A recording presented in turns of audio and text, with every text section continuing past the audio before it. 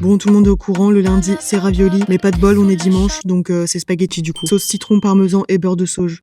Pour les pâtes fraîches, j'ai utilisé farine, semoule, jaune d'œuf et huile d'olive. Pour l'instant, c'est ma version préférée, bien que ce soit pas la plus économique, vu qu'on sait jamais quoi foutre avec les blancs. Phrase à ne pas sortir de son contexte, évidemment. À moins de vouloir s'envoyer 12 financiers pour le goûter. Encore une phrase à ne pas sortir de Bref, retour aux pâtes, pétrissage, temps de repos, la noire, merci, au revoir. On peut s'attaquer à la sauce. Prends un gros bouquet de sauge. En plus d'être délicieux, ça a plein de vertus, notamment pour la mémoire. Donc je fous 1 kilo octet de feuilles de sauge dans une poêle avec une tonne de beurre, un peu de crème entière, du citron zesté, bio de préférence parce qu'on veut une touche acide, pas un shot de pesticides, d'accord. Haute cuisson et beaucoup de parmesan. J'aurais trop dû gratter une collab parmesan pour cette série, j'aurais été en train de me dorer la pilule à Bali à l'heure qu'il est. Je parle évidemment de Bali dans le Calvados, hein, pas Bali. Bref, vu que les principaux ingrédients de cette sauce c'est crème et beurre, j'ai dégainé la bouteille d'huile pour rester dans le thème des petits outrages au cœur et fait frire des feuilles de sauge pour un topping crousti comme ceci. Je termine la cuisson des pâtes dans ma sauce et on peut passer à la dégustation. Bon, alors c'était sans équivoque mes pâtes préf de la série pour l'instant, comme quoi parfois les choses les plus simples sont les meilleures, mais parfois pas du tout, en témoigneront 6 juin mes financiers, extrêmement simple à faire et pourtant relativement éclaté, en plus d'être complètement cramax. Montrez jamais ça à Mercotte, je vous en supplie. Bref, à plus.